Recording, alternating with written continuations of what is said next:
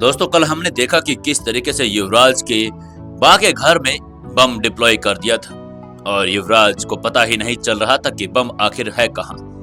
उस आदमी ने युवराज को फोन किया कि वो उसके पास 50 करोड़ रुपए लेकर आ जाए और अगर उसने 50 करोड़ रुपए उसे नहीं दिए तो शायद वो उसके घर को उड़ा देगा। युवराज सोच में पड़ गया था कि अब उसे क्या करना चाहिए, उसे 50 करोड़ रुपए लेकर जाना चाहिए या नहीं। अब आगे दोस्तों, आज के 505वें एपिसोड में आपका स्वागत है। अगर आपने अभी तक सुकून एफएम चैनल को सब्सक्राइब नहीं किया है तो सुकून एफएम चैनल को सब्सक्राइब कर लें। आपको कहानी अच्छी लग रही है तो एक वीडियो पर लाइक जरूर करें, एक कमेंट करें और एक शेयर जरूर करें। अगर आपने हमारी अभी तक सीओ से शादी कहानी नहीं सुनी है तो हमारी सुबह 9:15 बजे हर रोज सीओ से शादी कहानी आती है, तो आप लोग उसे भी सुनकर बताइए कि वह कहानी आपको कैसी लग रही है। चलिए शुरू करते हैं कहानी। युवराज यही सोच रहा था कि अब उसे आगे क्या करना चाहिए, क्या करेगा वो। तभी इधर दिल्ली के एक लोनी शहर के बीच सुनसान रास्तों के बीच एक काली मर्सिडीज खड़ी थी। उसके अंदर एक 40-45 साल का इंसान बैठा था और उसके साथ में उसका बेटा जिसकी उम्र 20-22 साल की होगी, वो भी उसके साथ ही बैठा हुआ था। जब से ही बा की कंपनी वीरमाला फार्मास्यूटिकल्स धीरे धीरे नीचे जाना शुरू हुई थी, तब से इन बाप बेटों की जिंदगी में खुशी लौटने लगी थी और ये दोनों के दोनों दिल्ली पर अपने फार्मास्यूटिकल कंपनी के साथ राज करते थे। अब जब इनको पता चला कि वीरमाला इंडस्ट्रीज में कोई नया लड़का सीईओ बनकर आया है, तब इन दोनों को थोड़ी थोड़ी घबराहट होने लगी थी। इनको लगने लगा था कि कहीं उनका इतने सालों से खड़ा हुआ एम्पायर तहस नहस ना हो जाए। उन्होंने जो इतनी चालाकी की थी, इतनी लोगों के साथ नाइंसाफी की थी, इतना जो उन्होंने काला धंधे का कारोबार किया था, कहीं आज वो वीरमाला इंडस्ट्रीज में आए नए सीईओ के कारण बर्बाद ना हो जाए, कहीं उनकी कंपनी हाशिए पर ना आ जाए। उन्हें अपने ऊपर इसी बात का खतरा मंडराने लगा था। और जब उनको पता चला कि ये जो नया सीईओ आया है, इसका नाम युवराज सिंघानिया है और ये वही युवराज है जो मुंबई में सिंघानिया एम्पायर जिसने अकेले अपने दम पर खड़ा किया था। और जब जब उनको आगे की बात लगातार पता चल रही थी, वो और भी ज्यादा घबरा रहे थे। और जब उन्हें पता चला कि ये वही युवराज है जिसने बलदेव रावत के एक लड़के बलबीर रावत की हत्या भी कर दी थी, वे ये सोचकर और भी ज्यादा घबरा गए थे। लेकिन आज ये दोनों बाप बेटा कुछ नया करने के लिए घर से निकले थे। उन्होंने युवराज के अगेंस्ट कोई प्लान तो बना ही लिया था। दोनों घबराए हुए किसी के आने का वहीं पर बैठे गाड़ी में इंतजार कर रहे थे। कुछ ही देर में एक अजनबी आदमी उनके पास आया। उसके कपड़े फटे हुए से थे। उसने उनके सामने दीवार पर कुछ किया और दौड़ते हुए वहां से चला गया। तभी उनको लगा कि सामने कोई तो वहां पर कुछ रख कर गया है। तभी उनमें से उसने बाप ने अपने बेटे को कहा, जाओ जाकर लेकर आओ, देखो वहां पर उसने क्या किया है।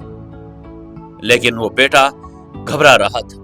उसे लग रहा था कि कहीं कुछ ऐसा ना हो जाए कि वो वहां पर जाए और कुछ और हो जाए। लेकिन वो अपने बाप का कहा भी कैसे टाल सकता था। आज वो लोग जो कुछ करने जा रहे थे उसमें उन दोनों बाप बेटों की बिल्कुल बराबर की हिस्सेदारी थी। तभी वो वहां पर गया। उसने वहां पर देखा कि ईंट के नीचे कुछ लिफाफा रखा हुआ था। तभी उसने ईंट को हटाया और वो लिफाफा अपने हाथ में ले लिया। उस ईंट को उसने वैसा का वैसा ही कर दिया था। फिर वो कार के पास दौड़ते हुए आया और जल्दी से कार के अंदर बैठ गया। तभी उस बाप ने आसपास चारों तरफ नजर घुमाई और गाड़ी स्टार्ट की और वहां से निकल गई। चलते चलते उस बेटे ने अपने बाप से पूछा, पापा क्या हम ये सब कर पाएंगे?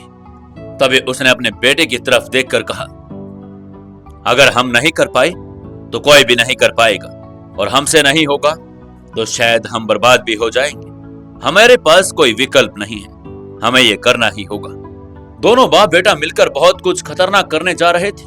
तभी उसने अपने बेटे से कहा, जरा इस लिफाफे को खोलो और मुझे पढ़कर बताओ कि इसमें क्या क्या लिखा हुआ है। जैसे उसने बेटे ने उस लिफाफे को धीरे धीरे खोलना शुरू किया और खोलते ही जब उसने उसके अंदर पढ़ना शुरू किया, सबसे ऊपर एक नाम लिखा हुआ था, युवराज सिंघानिया। जैसे जैसे वो आगे पढ़ता जा रहा था, उसके बाप और बेटे दोनों की आंखों में चमक उभरती नजर आ रही थी। उन्हें पता लग गया था कि अब उन्हें आगे क्या करना है और ये जो इंफॉर्मेशन थी वो उनके लिए बहुत ही सोने पर सुहागे जैसा काम करने वाले थे। उन्हें हर एक चीज के बारे में उस इंफॉर्मेशन में पता लग गया था कि अब उन्हें आगे क्या करना है और कैसे किया जाएगा। इस बारे में भी प्लानिंग बनाना उनके लिए आसान हो जाएगा। तभी वो आगे चल रहे थे। वो एक सुनसान खंडर के पास पहुंचे जहां उन्हें एक और अजनबी इंसान मिला।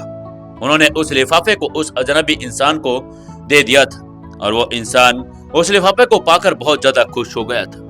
तभी उस बाप ने उस इंसान की तरफ देखते हुए कहा, देखो इसमें सारी जानकारी है जो आपने हमसे मांगी थी, लेकिन एक बात ध्यान रखना, इसके बारे में किसी को कुछ पता नहीं लगना चाहिए और हमारा नाम तो इसमें बिल्कुल भी नहीं आना चाहिए।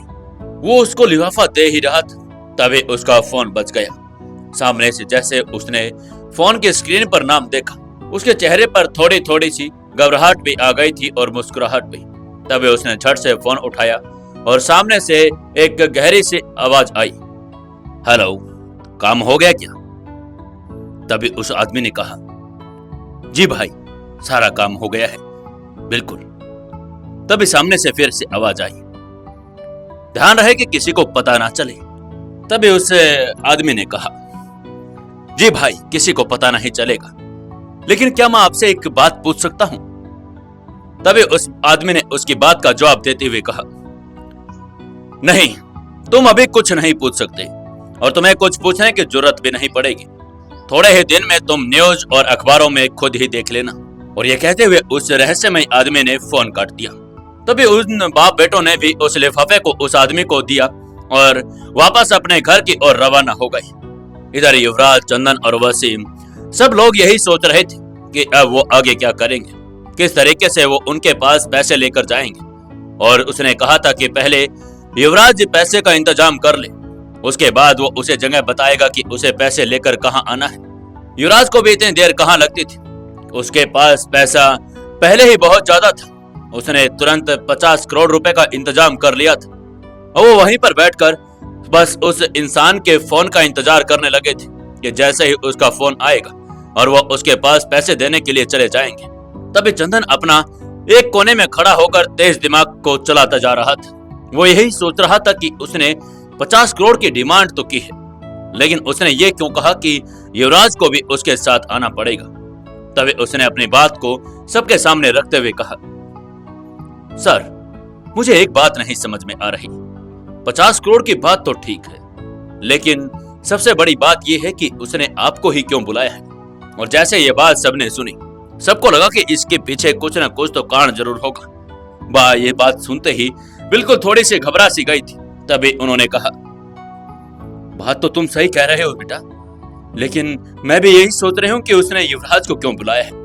कहीं वो युवराज के साथ कुछ गलत। नहीं नहीं नहीं नहीं, मैं युवराज को कहीं जाने नहीं दूंगी। बेटा, अगर उसका फोन आए तो तुम बोल देना कि 50 करोड़ रुपए यहाँ पर रखे हैं और ले जाएगा, लेकिन मैं युवराज तुम्हें कहीं नहीं जाने दूंगी। अगर वो ज्यादा फिर भी कुछ कहे तो मैं खुद चले जाऊंगी, लेकिन युवराज तुम्हें नहीं जाने दूंगी। बा को युवराज की बहुत ज्यादा फिक्र हो रही थी। उन्होंने ये भी सोच लिया कि इसकी तो पूरी जिंदगी अभी बाकी है और बा की उम्र भी हो चुकी थी। तो बा सोच रही थी कि अगर वो कुछ गलत करेगा तो वो उनके साथ कर लेगा, या उन्हें मारना चाहता है तो वो उन्हें मार लेगा, लेकिन युवराज की जिंदगी तो बच जाएगी। लेकिन युवराज ये कैसे होने दे सकता था। तभी उसने बा की बात को बीच में काटते हुए कहा, बा, आप ये कैसी बातें कर रही हैं? मेरे होते हुए मैं आपको कैसे जाने दूंगा। और आप चिंता मत करें, आपको पता है कि मुझे कुछ नहीं होगा। क्या लगता है दोस्तों आपको, क्या युवराज जाएगा या फिर कुछ से पहले ही कुछ और हो जाएगा? जानने के लिए जुड़े रहिए कहानी के साथ। दोस्तों, कहानी पर सिर्फ एक लाइक, एक कमेंट और एक शेयर जरूर करना है। दोस्तों, आपके लिए एक चैलेंज है और ये चैलेंज क्या है, जैसे ही 2000 सब्सक्राइबर पूरे होंगे उसी दिन से मैं आपके लिए एक नई कहानी और शुरू कर दूंगा। तो आप लोग जल्दी से जल्दी कहानी को और अपने सुकून एफएम चैनल को शेयर कीजिएगा और जल्दी से जल्दी 2000 सब्सक्राइबर पूरे करवाइए। 2000 सब्सक्राइबर होते ही मैं आप लोगों के लिए नई कहानी लेकर आऊंगा।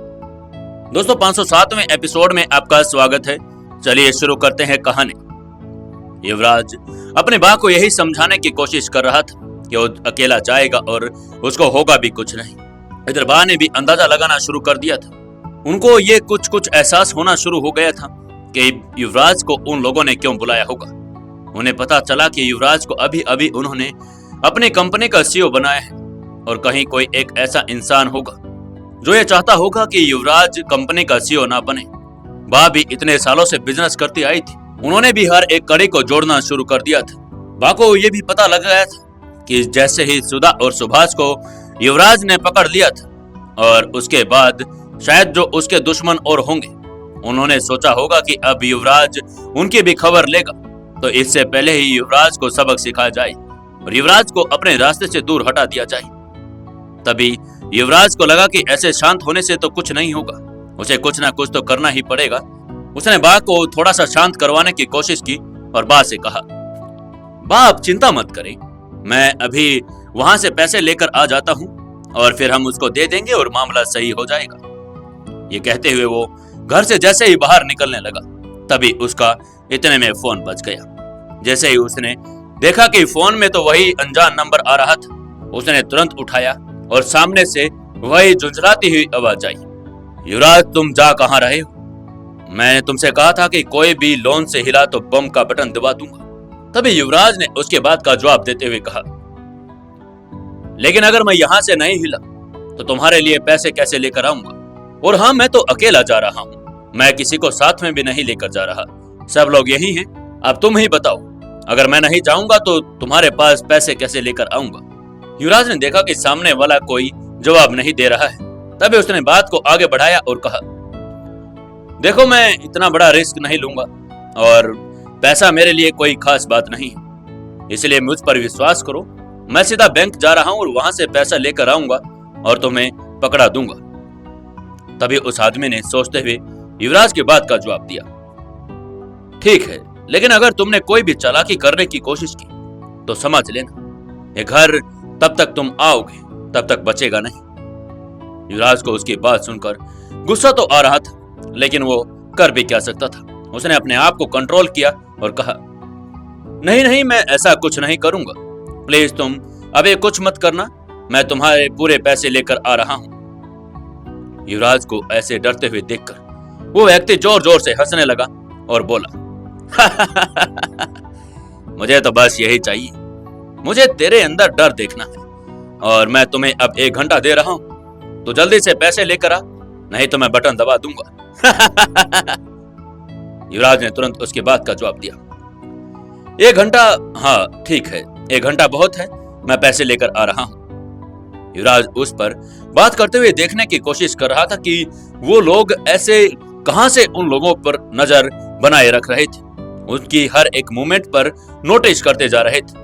वो आस पास सभी और देखने लगा, दूर दूर तक उसे कुछ दिखाई नहीं दे रहा था। तभी उसे नजर आया कि सामने की जो बिल्डिंग है वो बहुत ऊंची है और उसके 13वें माले से उसे कुछ लाइट भी जलती हुई नजर आ रही थी। तभी उसने महसूस किया कि शायद वो लोग वहां से उसके ऊपर नजर बनाए रखे हुए हैं। जैसे युवराज ने देखा, फोन कट चुका था। अब वो सोच रहा था कि सबसे पहले उसे पैसों का इंतजाम करना चाहिए या फिर उस बिल्डिंग में जाकर देखना चाहिए कि उस बिल्डिंग में ऐसा क्या है, कहीं वो लोग वहीं तो नहीं है और उस पर वहीं से तो नजर नहीं रखे हुए हैं। तभी वो जाने लगा तो पीछे से बा ने कहा, युवराज बेटा ध्यान से जाना। युवराज भी जल्दी से बा के पास गया और बा को गले लगा लिया।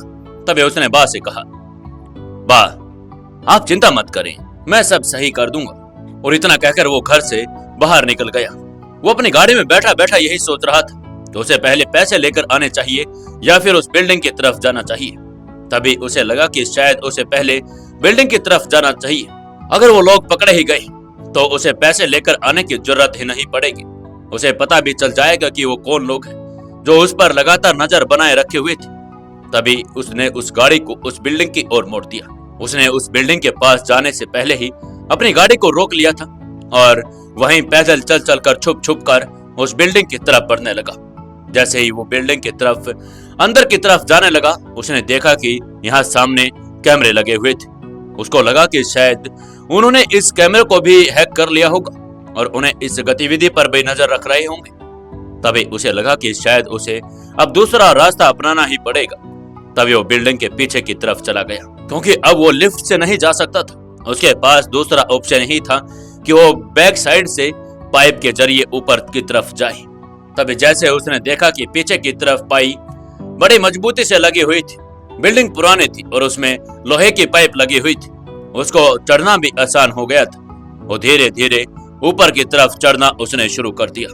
जैसे ही वो धीरे धीरे ऊपर पहुंच रहा था, उसके मन में भी डर तो चल रहा था कि कहीं ऊपर से कोई आ ना जाए। जैसे वो लास्ट माले पर पहुंचा, तभी उसने एकदम से गर्दन को थोड़ा सा ऊपर उठाकर देखा। वहीं एक कॉर्नर में एक स्नाइपर बैठा हुआ था। तभी वो झटके से उसने अपनी सिर को नीचे कर लिया। उसे लगा कि शायद उसने उसे देख तो नहीं लिया होगा। तभी उसने दोबारा से अपनी गर्दन को ऊपर करना शुरू किया। उसने देखा कि स्नाइपर के कान पर हेडफोन लगे हुए थे और उसके पास कुछ और भी इंस्ट्रूमेंट रखे हुए थे। उसे लगा कि शायद छोटी मोटी आवाज से उसे कोई फर्क नहीं पड़ेगा। वो धीरे धीरे करता हुआ ऊपर चढ़ना शुरू कर दिया। जैसे ही वो ऊपर चढ़ा, वो पहले तो जल्दी से पानी की टंकी के पीछे छिप गया। फिर धीरे धीरे से वो पूरी तरह से स्नाइपर पर नजर बनाए हुए बड़े ही कीड़ी की चाल के साथ उसके पास जाने लगा। उस स्नाइपर को पता ही नहीं चला कि कोई उसके पास भी आ रहा था। उस बेचारे का ध्यान तो पूरी तरह से निर्मला हाउस की तरफ था। उसको सख्त आदेश थे कि कुछ भी करके उसे हर एक मोमेंट पर नजर रखनी थी। और जैसे ही युवराज उसके ऊपर पहुंच गया, तभी उसने भी कुछ महसूस किया कि उसके पीछे कोई इंसान है। और वो जैसे ही मुड़ा, उसने देखा कि युवराज तो उसके सर के ऊपर ही खड़ा है। उसने अपने बंदूक को उसके ऊपर तानने की कोशिश की, लेकिन इतनी ही देर में युवराज ने उसकी गर्दन पकड़ ली और गर्दन को झटके से तोड़ दिया। वो बेचारा करहाता हुआ नीचे गिर पड़ा। युवराज ने 1 मिनट का भी समय नहीं लगाया और वो स्नाइपर मौत के घाट उतर चुका था। तभी युवराज ने पास में पड़े सभी इंस्ट्रूमेंट को देखना शुरू किया। उसके पास सभी के सभी चीजें वहां पर रखी हुई थी। वो लगातार दूरबीन में से देखे जा रहा था। उसके पास एक हेडफोन और एक रिमोट कंट्रोलर भी था। तभी उसने देखने की कोशिश की, ये तो बम डेटोनेटर है। युवराज जैसे जैसे उन सभी चीजों को देख रहा था, तभी उसने सोचा कि इन सभी सामान को समेटकर वो यहाँ से ले जाए। लेकिन तभी उस रिमोट पर लगातार आवाजें आनी शुरू हो गई। अल्फा 1, कहाँ हो तुम? जवाब क्यों नहीं दे रहे? Alpha 1, alpha. युवराज ने देखा कि वॉकी टॉकी पर लगातार आवाजें आ रही थी, तो वो तुरंत समझ गया कि ये स्नाइपर अकेला नहीं था, उसके साथ कुछ और लोग भी होंगे। और इससे पहले कि वो कुछ और करे, युवराज ने वहां से सभी पड़े डिवाइसेस को इकट्ठा कर लिया और बिल्डिंग से नीचे उतरना शुरू कर दिया। वॉकी टॉकी पर लगातार आवाजें आती जा रही थी, लेकिन युवराज ने वहां पर कोई भी जवाब नहीं दिया। वो नहीं चाहता था कि किसी को पता चले कि उनका साथी मर गया है। उसे यही लग रहा था कि अगर वो जवाब नहीं देगा तो उनको लगेगा कि वो यहीं आसपास ही होगा या तो बाथरूम करने गया होगा। लेकिन तभी वो बिल्डिंग से नीचे उतर ही रहा था, तभी उस स्नाइपर का फोन बजने लगा। ट्रिंग ट्रिंग ट्रिंग ट्रिंग ट्रिंग ट्रिंग। युवराज ने जैसे ही फोन की स्क्रीन देखी, वो एकदम से चौंक गया। उसे समझ नहीं आ रहा था कि ऐसा कैसे हो सकता है, ऐसा क्या हो गया था और फोन की स्क्रीन पर ऐसा क्या था। जानने के लिए जुड़े रहिए कहानी के साथ। दोस्तों, कहानी पर एक लाइक, एक कमेंट और एक शेयर जरूर करना। और जिन्होंने अभी तक चैनल को सब्सक्राइब नहीं किया है, वो चैनल को सब्सक्राइब जरूर कर लेना। दोस्तों, 508वें एपिसोड में आपका स्वागत है। चलिए शुरू करते हैं कहानी। जैसे ही युवराज नीचे उतर रहा था, उस स्नाइपर का फोन बजने लगा और जैसे उसने स्क्रीन पर देखा, युवराज चौंक गया, क्योंकि स्क्रीन पर वही अनजान नंबर चल रहा था जिस अनजान नंबर से युवराज को धमकी दी गई थी और युवराज से उसी नंबर से पैसे मांगे गए थे। युवराज ने कड़ी से कड़ी मिलाना शुरू कर दिया था। युवराज को अब पता लग गया था कि ये उसे आदमी का छोड़ा हुआ स्नाइपर होगा और वो आदमी कहीं और है। वो आदमी इनमें से कोई नहीं था, ना ही वो स्नाइपर था। वो आदमी कहीं दूर बैठा सब कुछ अपने तरीके से चला रहा था। युवराज को समझ आ गया था कि मास्टरमाइंड कोई और ही है। वो भी समझ गया था कि जैसे जैसे वो निर्मला हाउस पर नजर रखने के लिए रखे होंगे और उसके साथ साथ और भी आदमी जरूर होंगे। उसे अभी इस कॉल का कोई जवाब नहीं देना चाहता था। उसने फोन साइलेंट कर दिया और अपनी जेब में डाल लिया। युवराज अब तेजी से अपने घर की ओर तरफ बढ़ गया। उसे लगा कि वो शायद पहले घर जाए और सब लोगों को बता दे कि कुछ ऐसा माजरा है और लोग कहां कहां छिपे हुए हैं और उनको चेता दे। तभी उसने सोचा कि उसके बाद ही वो पैसे लेने जाएगा। कुछ ही देर में वो निर्मला हाउस पहुंच गया था। जैसे वो अंदर गया, उसने सभी को लॉन में पहुंचते ही अंदर जाने के लिए कह दिया था। युवराज ने जैसे ही कहा कि उन सबकी नजर बा पर पड़ गई, उसने तुरंत चिल्लाते हुए कहा, बा बा नीचे झुको बा। और तभी उसने भागते हुए बा को नीचे की तरफ कवर कर लिया। तभी एक गोली बा के बालों से वो चीरती हुई वहां से निकल गई और उसके बाद उन सभी पर लगातार स्नाइपर्स की गोलियां आने शुरू हो गई थी। चारों तरफ गोलियों की आवाज से डर का माहौल बन गया था। उन्होंने अपनी जान बचाने के लिए इधर उधर भागना शुरू कर दिया। हर तरफ अफरा तफरी का माहौल बन गया, लेकिन युवराज की आंखें बहुत तेज थी। उसके हाथ में और भी तेज था। उसने बा का हाथ पकड़ा और सीधा निर्मला हाउस के अंदर घुस गया। वो अब स्नाइपर्स उन्हें देख नहीं सकते थे। उन सभी स्नाइपर्स ने लॉन पर ही अपना निशाना बांधा हुआ था, इसलिए उन्होंने सबको पहले ही बाहर बुला लिया था, क्योंकि वो अलग अलग कमरों में सबको ऊपर नजर कैसे रख सकते थे। तभी युवराज ने सबको इकट्ठा किया और कहा, वाह, और आप सभी घर से बाहर मत निकलना। उन लोगों ने हमारे ऊपर स्नाइपर तैनात किए हुए हैं। जैसे ही हम घर से बाहर निकलेंगे शायद उनकी गोली हमें लग जाए, इसलिए कोई भी घर से बाहर मत निकलना। तभी युवराज को इस तरह बोलते हुए देखकर बा को लगा कि शायद अब युवराज अकेला बाहर जा रहा है। तभी उन्होंने उसे रोकते हुए कहा, लेकिन युवराज बेटा तुम भी बाहर मत जाओ ना। कहे नहीं नहीं नहीं नहीं तुम मैं तुम्हें बाहर नहीं जाने दूंगी। तभी युवराज ने बा की तरफ देखा और उन्हें समझाते हुए कहा, बा वो लोग मुझ पर गोली नहीं चलाएंगे, क्योंकि उन्हें पता है और मैं उनके पास से जाने वाला हूं। वो मुझे कोई भी नुकसान नहीं पहुंचा सकते, क्योंकि पैसे देने के लिए उन्होंने मुझे ही बुलाया है। बा को भी उसकी बात थोड़ी थोड़ी सही लगी। तभी युवराज ने चंदन और वसीम की तरफ देखते हुए कहा, वसीम और चंदन, आप दोनों सभी का ख्याल रखेंगे और ध्यान रहे कि किसी को कुछ नुकसान ना पहुंचे। लेकिन तभी वसीम थोड़ा सा आगे बढ़ा और बोला, मालिक मैं आपके साथ चलूंगा। यहाँ चंदन है, बा का ध्यान रख लेगा और बाकी और भी बॉडीगार्ड है। चंदन ने भी वसीम की हाँ में हाँ मिलाते हुए कहा, हाँ सर, हम यहाँ बा का ध्यान रख लेंगे। आप और वसीम भाई दोनों जाइए, वसीम की आपको मदद मिलेगी। लेकिन युवराज को सख्त आदेश मिला था कि वो अकेला ही आएगा और उसने सभी को आगे बोलते हुए कहा, नहीं किसी की जरूरत नहीं है और आप लोग सभी यहीं पर रहेंगे, मैं अकेला ही जाऊंगा। ध्यान रखना मेरे पास कोई भी नहीं आएगा और बा को यहाँ से बाहर मत जाने देना। और इतना कहते ही वो तुरंत बाहर की ओर निकल गया। जैसे वो निर्मला हाउस से बाहर निकला तो एक और गोली चलने की आवाज आई। वो गोली सीधा जाकर युवराज के पैरों के पास जमीन में जा धंसी। युवराज ने उस गोली की तरफ देखा, तभी बाकी के स्नाइपर्स ने भी युवराज के निशाने को लेकर गोलियां दागनी शुरू कर दी। लेकिन युवराज जैसे तैसे अपने आप को बचाते हुए आगे बढ़ने लगा। युवराज भागते हुए निर्मला हाउस के बाहर पहुंच गया। उसने उधर सभी बिल्डिंग्स की तरफ देखना शुरू किया।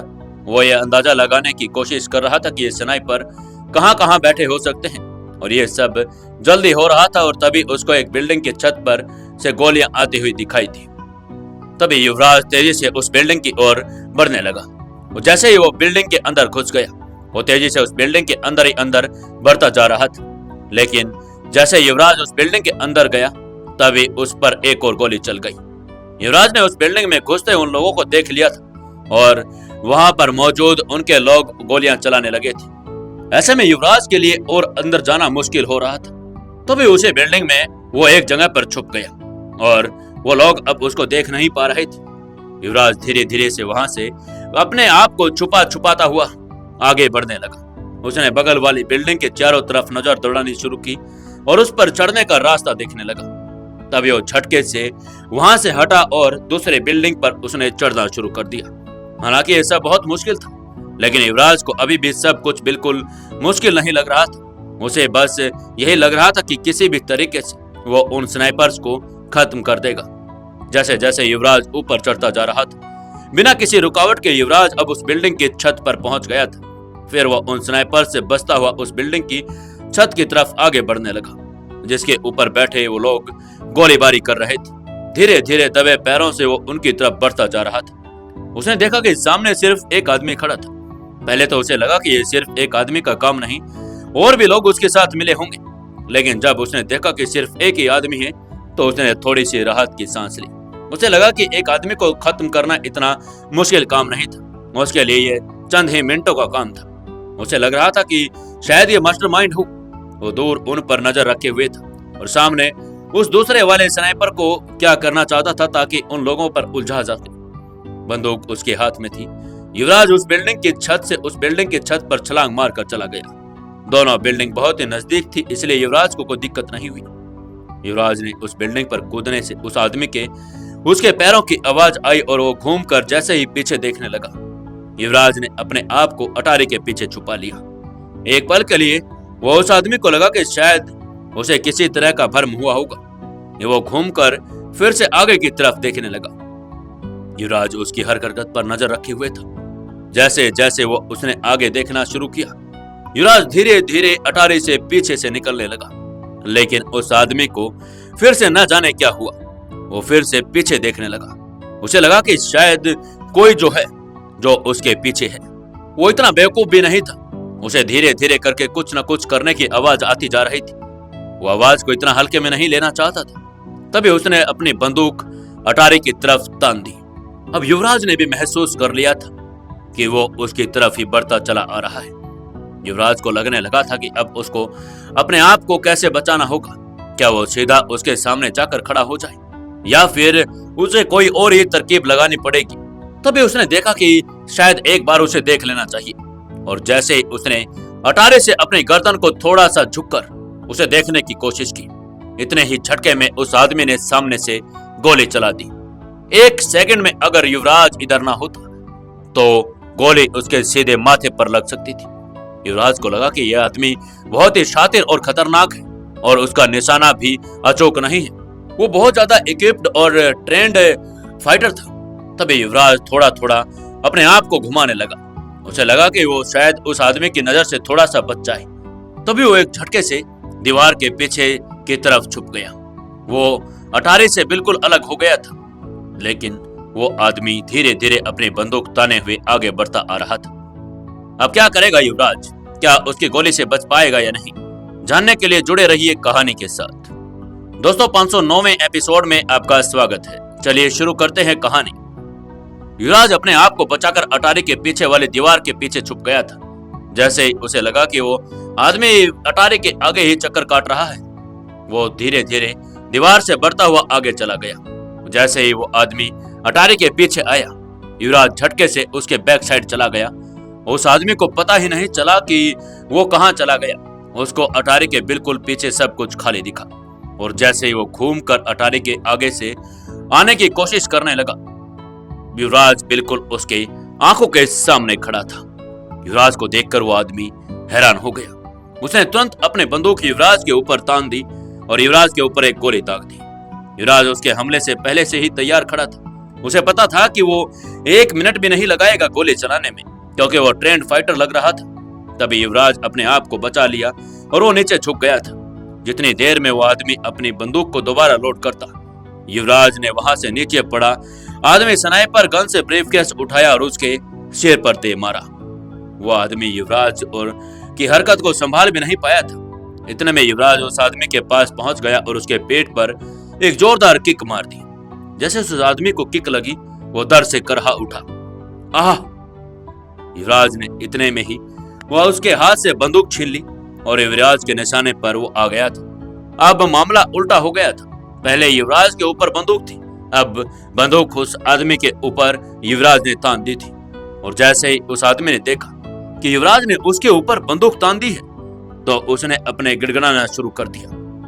नहीं नहीं, मेरे ऊपर गोली मत चलाना, प्लीज गोली मत चलाना, मैं मरना नहीं चाहता। उस आदमी ने कि युवराज के सामने अपने हाथ ऊपर कर लिए और वो दीवार की तरफ आगे आने लगा, जिसके सहारे से अब वो खड़ा था। युवराज उसकी बात सुन नहीं रहा था। उसने उसके हाथ में पकड़ी हुई बंदूक लोड कर ली और वो आदमी दीवार की तरफ बढ़ता ही जा रहा था। तभी युवराज ने उसे गुस्से में पूछा, बताओ किसने भेजा है तुम्हें? उस आदमी ने युवराज की बात का कोई जवाब नहीं दिया। वो फिर से गिड़गिड़ाने लगा, प्लीज प्लीज मुझे गोली मत मारना, मैं मरना नहीं चाहता, मुझे मरने से डर लगता है, प्लीज। युवराज देख रहा था कि वो किस तरह से बातों को टालने की कोशिश कर रहा था। वो युवराज के सवाल पर कोई खास ध्यान नहीं दे रहा था। वो शायद कुछ ना कुछ और करने की सोच रहा था। युवराज को समझ आ गया था, लेकिन युवराज कर भी क्या सकता था? उसे यह जानना था कि उसको भेजा किसने है। तभी उसने चिल्लाते हुए कहा, पहले मैं जो पूछ रहा हूं उसका जवाब दो। तुम्हें भेजा किसने है यहाँ? लेकिन उस आदमी ने फिर आगे बढ़ते हुए कहा, देखो देखो, मैं आखिरी बार कह रहा हूं, प्लीज मुझे गोली मत मारना, प्लीज। युवराज से अब अपना गुस्सा कंट्रोल नहीं हो रहा था। वो धीरे धीरे आगे दीवार की तरफ बढ़ता ही जा रहा था। तभी युवराज को लगा कि शायद कोई कुछ ना कुछ गड़बड़ है। उसने फिर से अपनी बंदूक उसके ऊपर तान दी और जोर से चिल्लाते हुए बोला, अगर तुमने मेरी बात का जवाब नहीं दिया तो अब की बार मैं तुम्हें गोली मार दूंगा। बताओ किसने भेजा है तुम्हें? लेकिन वो आदमी बहुत शातिर था, वो ट्रेंड था, उसे पता था कि उसे क्या करना है, इसीलिए वो धीरे धीरे दीवार की तरफ बढ़ता ही जा रहा था। उसने पहले ही अंदाजा लगा लिया था कि दोनों बिल्डिंग्स के बीच में दूरी बहुत कम है। अगर वो थोड़ा सा भी उस दीवार के पास चला गया तो झटके में कूदकर वो दूसरी बिल्डिंग पर चला जा सकता था। तभी युवराज को एकदम समझ ही नहीं आया। उसने ऐसी बैक फ्लिप लगाई और वो दूसरी बिल्डिंग की दीवार पर कूदने लगा। लेकिन युवराज ने उसकी हरकत को पहले ही भांप लिया था। युवराज भी एक ट्रेंड मार्शल आर्ट फाइटर था। उसे भी पता था कि कोई इंसान अगर ऐसा करेगा तो उसका आखिरी मूव क्या होगा, वो जान गया था। तभी उसने झटके से उसके दोनों पैर पकड़ लिए। अब वो बीच में लटक गया था। वो ना तो यहाँ जा सकता था और ना ही वहां जा सकता था। पहले तो उसने पैर छुड़वाने की बहुत कोशिश की। उसे लगा कि शायद वे पैर छोड़ देगा, लेकिन तभी उसे देखा कि युवराज पैर नहीं छोड़ रहा है, तो गिड़गिड़ाते हुए बोलने लगा, प्लीज छोड़ो मुझे, जाने दो मुझे, मेरे पैरों को छोड़ो। लेकिन युवराज उसको छोड़ भी नहीं सकता था, क्योंकि युवराज ने देख लिया था कि वो बीच में था। दोनों बिल्डिंगों के बीच में हवा में तैर रहा था और ऊपर से युवराज ने उसके पैर पकड़े हुए थे। अगर युवराज उसके पैर छोड़ भी देता तो वो नीचे गिरकर मर जाता। लेकिन युवराज चाहता था कि पहले उससे उगलवा लिया जाए कि उसे किस आदमी ने भेजा है, शायद उसके बाद में उसके बारे में वो कुछ सोचे। तभी उसने देखा कि वहीं एक पाइप पर एक रस्सी बंधी हुई थी। उसने एक हाथ से झटके से उस रस्सी को अपनी ओर खींचा और उसके दोनों पैरों में उस रस्सी को लपेट दिया। हाँ, वो बेचारा वहीं दोनों दीवारों के बीच में हवा में तैरता हुआ अपने आप को कोस रहा था कि उसने ये क्या करने का फैसला कर लिया था। लेकिन वो गिड़गिड़ाने के अलावा कर भी क्या सकता था, उसके पास कोई दूसरा ऑप्शन नहीं था। उसने फिर से गिड़गिड़ाते हुए युवराज की तरफ देखकर कहा, प्लीज प्लीज मुझे छोड़ दो, मुझे जाने दो। तभी युवराज ने भी अपने दांत भींचते हुए कहा, ऐसे कैसे छोड़ दो तुम्हें? तुम्हें क्या लगा था तू मेरे हाथों से इतनी आसानी से चला जाएगा? क्या तुमने मेरे बारे में कोई सर्च नहीं किया? तभी उसने उस रस्सी को धीरे धीरे ऊपर खींचना शुरू कर दिया। वो आदमी बहुत जोर लगा रहा था कि वो ऊपर ना जाए और उस रस्सी से अपने पैरों को आजाद करवाने के लिए वो छटपटाने लगा, लेकिन उसके लिए बहुत मुश्किल काम था, वो नहीं कर पा रहा था। युवराज ने उसे धीरे धीरे से और ऊपर खींचना शुरू कर दिया। वो आदमी बेचारा लगातार कोशिश कर रहा था। युवराज ने आखिरी बार जोर से रस्सी को खींच लिया और वो आदमी वापस उसी बिल्डिंग के ऊपर आ गया। उसकी सांस फूल गई थी, वो जोर जोर से खांसने लगा। युवराज ने उसकी ओर गुस्से में देखा और गुर्राते हुए कहा, तुम गलत आदमी के सामने आ गए हो, लेकिन देखो मेरी तुमसे कोई दुश्मनी नहीं है। मैं तुम्हें मारना भी नहीं चाहता, मैं तो बस इतना जानना चाहता हूँ कि तुम्हें भेजा किसने है, उस आदमी का नाम क्या है और वो कहाँ का रहने वाला है। देखो, अगर तुम मुझे इतना बता दोगे तो मैं तुम्हें छोड़ दूंगा और ना ही तुम्हें मारूंगा। वो आदमी लगातार युवराज की आंखों में एकटक देखे जा रहा था। उसकी सांसें अभी भी ऊपर नीचे चल रही थी। तभी उसने अपना पसीना पोंछा और अचानक ही वो हंसने लगा। उस आदमी को युवराज से बिल्कुल भी डर नहीं लग रहा था। तभी वो जोर जोर से हंसने लगा और बोलने लगा, तुम मुझे डराने की धमकी दे रहे हो, लेकिन मैं तुमसे नहीं डरा।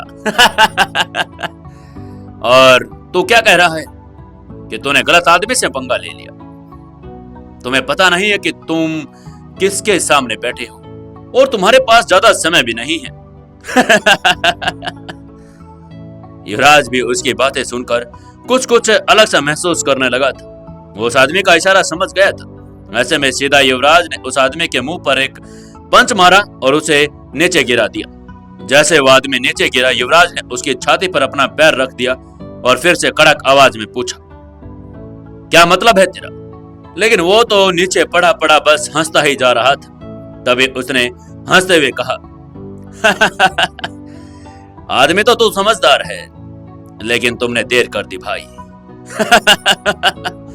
अब तो मुझे खुद भी नहीं पता कि क्या होने वाला है। उस आदमी ने युवराज से सब कह दिया। युवराज को देखकर फिर और जोर जोर से हंसने लगा। अचानक उसका हंसता हुआ चेहरा खतरनाक हो गया। उस आदमी की आंखों में युवराज को कुछ अजीब सा दिखाई देने लगा। युवराज ने उस आदमी की छाती पर एक जोरदार लात मारते हुए फिर से पूछा, बता और कहां है तुम्हारे साथी?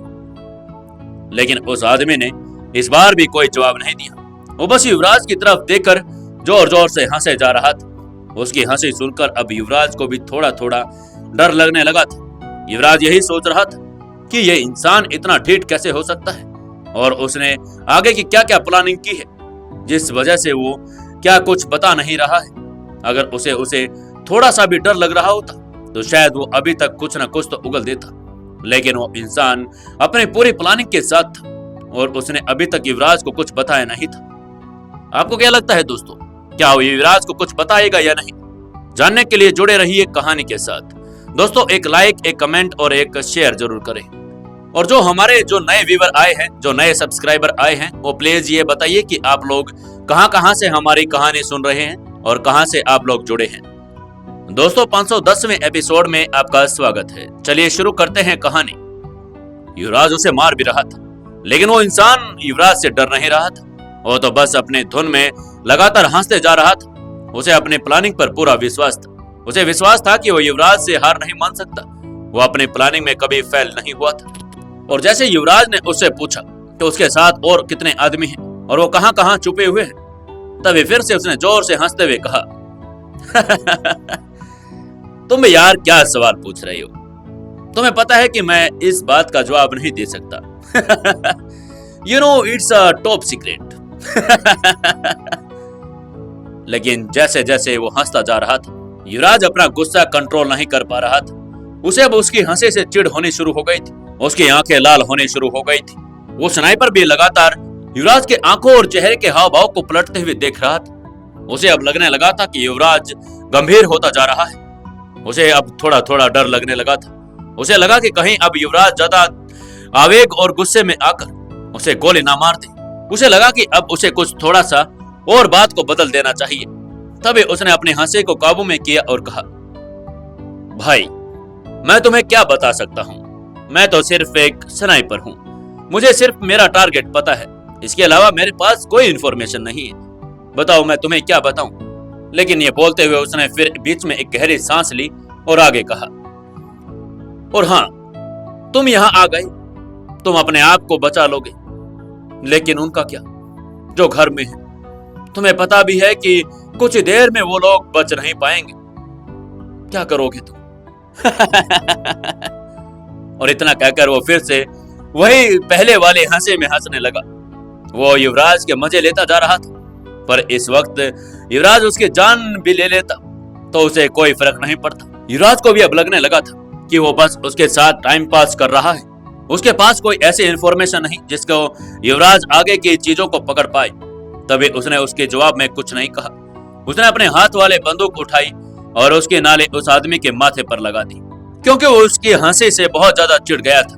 युवराज ने जैसे ही बंदूक लोड की और ट्रिगर पर हाथ रखा, वह उसके ऊपर गोली चलाने ही वाला था कि इतने में उसके सामने से एक धमाके की आवाज सुनाई दी। ये धमाका सामने निर्मला हाउस में हुआ था। उसे वहां पर धूल उड़ती हुई दिखाई दी। जैसे ही युवराज ने उतनी दूर से उस धमाके को सुना और उस उड़ती हुई धूल को देखा तो उसका चेहरा सफेद पड़ गया। उसे ऐसा लग रहा था कि उसके सामने कुछ ना कुछ तो बुरा हो गया है। इस भावना ने उसके ऊपर से नीचे तक घेर लिया था। उसको आशंका हो गई थी कि अब की बार वाला ये हमला पहले वाले वार से बहुत ज्यादा खतरनाक था। अब की बार वहां पर धूल भी बहुत ज्यादा तेज उड़ी थी। इतने में वो आदमी युवराज की बंदूक की नोक पर था। जैसे ही उसे भी पता लगा कि घर के अंदर फिर से धमाके की आवाज आई है तो हंसते हुए बोला, मैंने कहा था ना हार जाओगे। अगर तुम मुझे मार भी दोगे तो भी तुम अपने आप को और अपने लोगों को तो नहीं बचा पाओगे, किसी भी सूरत में नहीं बचा पाओगे। आज तो हम तुम्हारे घर वालों को खत्म करके ही रहेंगे, खासकर बा को। देखते ही देखते तुम्हारे कर्म में बुरी खबर पर बुरी खबर पड़ती रहेगी। तुम पागल हो जाओगे युवराज। और मैं तुम्हारे चेहरे पर देख रहा हूं, तुम धीरे धीरे पागल होना शुरू भी हो चुके हो। उस आदमी ने कहा और युवराज की तरफ देखकर फिर से हंसने लगा। उसकी आवाज में बिल्कुल नफरत दिखाई दे रही थी। युवराज को यह बात समझ नहीं आ रही थी कि आदमी था कौन, कहां से आया था, और उसने ये बात क्यों कही कि वो सबको खत्म कर देगा, और खासकर बा को। वो युवराज यही सोच रहा था कि उसकी बा से ऐसी क्या दुश्मनी होगी जो बा को वो खत्म करना चाहता था। तभी युवराज ने फिर से उससे गुस्से में पूछा, तुम्हें बहुत मजा आ रहा है ना? चलो अब मैं तुम्हें पूरा मजा देता हूं। तभी युवराज ने कहा और बंदूक की नली उसके मुंह में डाल दी। वो आदमी अभी भी जोर जोर से हंस रहा था। उसे कोई फर्क नहीं पड़ रहा था। अब तो हंसते हंसते उसे मुंह में दर्द भी होना शुरू हो गया था। लेकिन धीरे धीरे जैसे ही दर्द होने लगा, उसको सांस लेने भी दूभर हो गई थी और वो हांफने लगा था। इधर युवराज जब उस आदमी से निपट रहा था, तभी उधर बा ने भी निर्मला हाउस में पुलिस को बुला लिया था। पुलिस के आते ही पूरा निर्मला हाउस को छान मार लिया गया था और एक एक बम को डिफ्यूज करने में वो लोग लग गए थे। तभी इधर वसीम और चंदन भी बा का अच्छे से ध्यान रख रहे थे। उनको पता था कि युवराज उस आदमी को बिल्कुल भी नहीं छोड़ेगा, उसको पकड़ कर ही दम लेगा। उन्होंने बा को चारों तरफ से सुरक्षित रखने के लिए घर के सिक्योरिटी गार्ड के साथ मिलकर बा के कमरे के आले दरवाजे को हर तरीके को घेर रखा था। लेकिन तभी एक पुलिस वाला बा के कमरे की ओर बढ़ता जा रहा था। बा के जो सिक्योरिटी गार्ड थे उनको कुछ सस्पिशियस सा नजर आया कि पुलिस वाला बा के रूम की तरफ क्यों जा रहा है। तभी उन लोगों ने उनकी तरफ बढ़ने की कोशिश की तो उसने झटके से अपने रिमोट का बटन दबा दिया और वहां पर एक धमाका हो गया। वो आदमी एक ह्यूमन बम बनकर आया था और वो बा को खत्म करना चाहता था, इसलिए उसको हिदायत दी गई थी कि वो सीधा बा के पास जाए और बटन दबा दे, जिससे बा के साथ साथ वो भी खत्म हो जाए। लेकिन बा की सिक्योरिटी बहुत ज्यादा टाइट थी। वसीम और चंदन इसको लेकर कोई भी रिस्क नहीं लेना चाहते थे। उन्होंने देख लिया था कि किस तरीके से वो लोग कुछ भी कर सकते हैं। तभी उन्होंने बा की पूरी टाइट सिक्योरिटी कर दी थी। लेकिन जैसे ये धमाके की आवाज बा और मंगला ने सुनी, वो बेचारी दोनों की दोनों घबरा गई। मंगला कुछ बोल नहीं रही थी, लेकिन अंदर ही अंदर बहुत ज्यादा घबरा रही थी। तभी चंदन और वसीम ने जो बाकी की सिक्योरिटी थी वो भी बा के रूम के चारों तरफ लगा दी। लेकिन धूल के कण के साथ साथ बारूद की गंध भी कमरे के अंदर आना शुरू हो गई थी, जिसके साथ साथ बा की सांसें फूलने लगी थी। उनके दिल की धड़कन तेज हो गई थी। हवेली का एक हिस्सा नीचे गिर गया था। बा भी धमाके से पूरी तरह से घबरा गई थी। उधर युवराज भी वहां पर खड़ा उस आदमी को पकड़े हुए यही देखता जा रहा था कि हवेली के अंदर ज्यादा नुकसान तो नहीं हुआ है। उसे अब और भी ज्यादा चिंता घर करने लगी थी कि कहीं बा को कुछ हो तो नहीं गया है। उसने देखा कि वो आदमी अभी भी लगातार मुस्कुराए हुए जा रहा था। उसे भी अब लगने लगा था कि अब युवराज उसके साथ ज्यादा कुछ गलत करेगा नहीं। उसने युवराज के चेहरे पर घर की और अपने घर वालों की बेहद जो चिंता थी वो साफ साफ दिखाई देने लगी थी। उसके ऊपर से युवराज की पकड़ भी अब धीरे धीरे ढीली होने लगी थी। युवराज अब यही चाहता था कि अब उसका क्या करे। इधर चंदन के पास मुंबई से कॉल आया था। जैसे ही चंदन को मुंबई वाले उस इंसान ने कुछ बातें बताई तो चंदन का दिमाग चकरा गया। उसे लगा नहीं था कि कुछ ऐसा भी हो जाएगा जैसा उसने सुना था। उसने उम्मीद नहीं की थी। दोस्तों, ऐसा क्या सुन लिया था चंदन ने, और अब युवराज क्या करेगा? उस आदमी को छोड़ देगा या फिर उस आदमी को मारकर ही दम लेगा या फिर उसे पुलिस के हवाले करेगा? क्या होगा आगे, जानने के लिए जुड़े रहिए कहानी के साथ। दोस्तों, कहानी पर एक लाइक, एक कमेंट और एक शेयर जरूर करना। और अगर आपने अभी तक हमारी सीओ से शादी कहानी नहीं देखी है तो मैं आपको बता देता हूं कि हमारी सीओ से शादी कहानी सुबह 9:15 बजे हर रोज आती है। तो आप लोग उस कहानी को सुनिए, वो बहुत ही ज्यादा इंटरेस्टिंग और बहुत ही ज्यादा अच्छी कहानी है। तो आप लोग उसे भी सुनकर बताइए कि वो आपको कहानी कैसी लगी। और जल्द ही हमारी एक नई कहानी और शुरू होने जा रही है। तो मैं आप सभी से यही चाहता हूं कि आप अपने चैनल को सुकून एफएम को ज्यादा से ज्यादा शेयर करें और ज्यादा से ज्यादा सब्सक्राइबर करवा दें। जैसे ही 2000 सब्सक्राइबर हो जाएंगे मैं आपके लिए एक नई कहानी भी लेकर आऊंगा।